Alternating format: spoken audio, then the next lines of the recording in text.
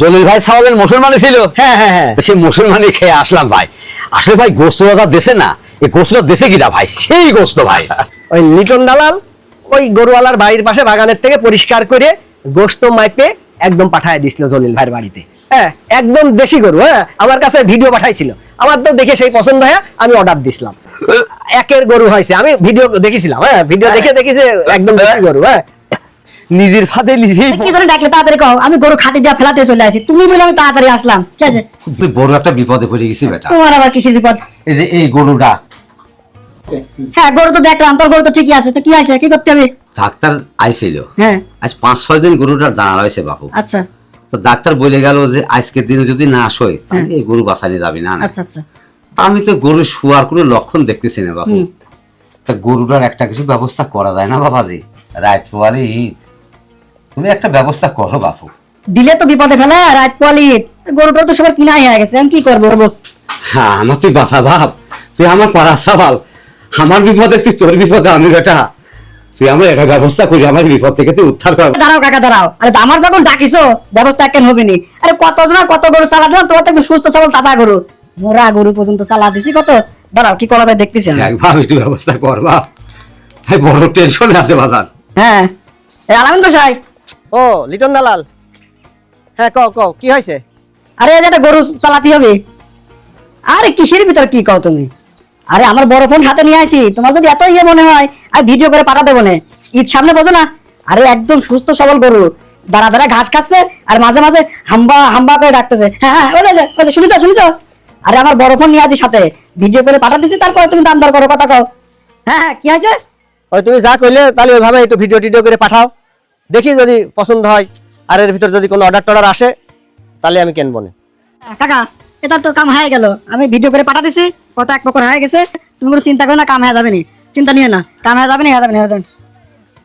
কিন্তু গরু তো আমার 4 মাসের গবন, গরু নিজা যদি অন্য জায়গায় জবাই কথা তো ধরা খেয়া যাবো না। দেখি লিটন দালালের ডাকি। লিটন, দাঁড়া বেটা। কি হলো আবার? করছিলাম কি, হ্যাঁ গরু তো তোমরা নিজে জবাই করবানে, হ্যাঁ হ্যাঁ, তা তোমার চাষি আবার বলতেছিল, চাষি আবার কি কইলো? ওই করছিল যে ভুড়ি মাথা পায়াটা হ্যাঁ। যদি আমার এই জায়গায় জবাই করতো, ওই ভুড়ি পায় আর মাথাটা আমরা হয়তো এক আধ বেলা খাতে পারতাম। না, এসব ধোয়াধুয়ির ঝামেলা আছে। আরে বাপু, আমার বাড়ির কাছে তো কন্ট্রাক্টরের পুকুর আছে, ওই কন্ট্রাক্টরের পুকুরেতে তোমার চাষিমি সব ধুয়ে পাকলে সব ঠিক করে দিবিনি, তোমরা না খালি গোস্তই নিয়ে চলে যায় না। সব ধুয়ে দিবা না? হ্যাঁ দেবো না। আচ্ছা, আমি তাহলে আলামিন কাছের সাথে কথা কই, হ্যাঁ। সব পরিষ্কার করে ধুয়ে টুয়ে দিবিনি, গরুটা তার বাড়ির সাথে জবাই করে ভুঁড়ি মাথাটা একটু লাগবে, তাই তো? হ্যাঁ, হ্যাঁ। আচ্ছা ঠিক আছে, তুমি পেশার নিয়ে না, ব্যবস্থা হয়ে যাবে নি, আমি করে দেবো না। আচ্ছা আচ্ছা আচ্ছা আচ্ছা, ঠিক আছে বেটা। লিটন দালালের কইছি জাম্মাই হোক গরুও বেশি দিবিনি, দালাল মানুষ, লাভ যদি ওরা পায় ওই কুনসু লোহা মনে করে বেশি দিতে পারে। বাজারে যাওয়ার দরকার, কি করি? আচ্ছা, মাংস তো অর্ডার দিলাম, আলামিন কষাই কি করলো একটু তো খোঁজ নেওয়ার দরকার। একটা ফোন করি তো, দেখি কি করেছে।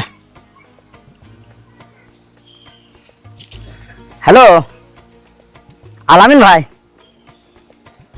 জি ভাই, জি ভালো আছেন? না, ওই যে ঈদের পরের দিন ওই যে অনুষ্ঠানটা যে সাওয়ালের মুসলমানি, আপনার কাছে অর্ডার দিলাম। কি গরু ঠিক হয়ে গেছে ভাই? দেশাল গরু ছাড়া কিন্তু দিয়েন না। ও, দেশাল গরু ঠিক করেছেন। আচ্ছা আচ্ছা আচ্ছা, কি করছেন? ভিডিও পাঠাতে যাচ্ছেন? না না না, আপনি পাড়ার মানুষ, ভিডিও পাঠানো লাগবে কে? আপনি যেটা বলতেছেন ওইটাই আমরা, ঠিক আছে। হ্যাঁ হ্যাঁ হ্যাঁ, আচ্ছা ভাই, খুব খুশি হলাম, খুব খুশি হলাম। হ্যাঁ, আপনি বাড়ির সবাই মিলে কিন্তু আসবেন ভাই। আচ্ছা আচ্ছা, ঠিক আছে ঠিক আছে।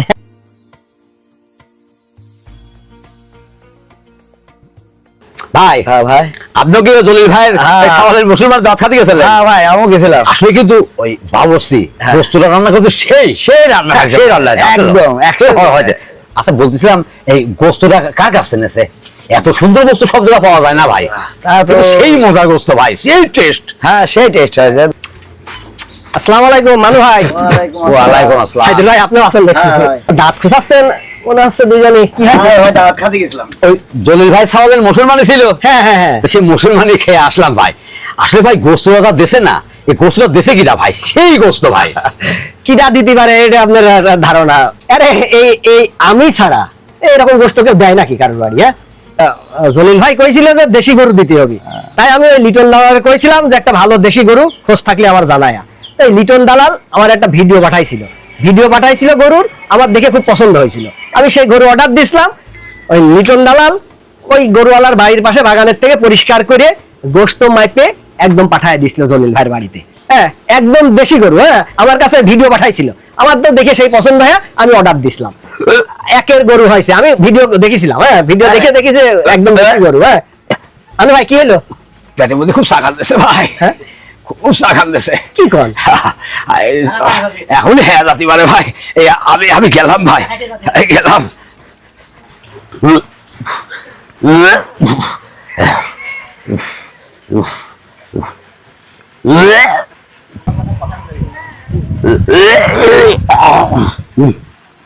আমারই সাড়ে বয়সে গবল গরু, আর সেই গরু গোস্ত আমি খালাম।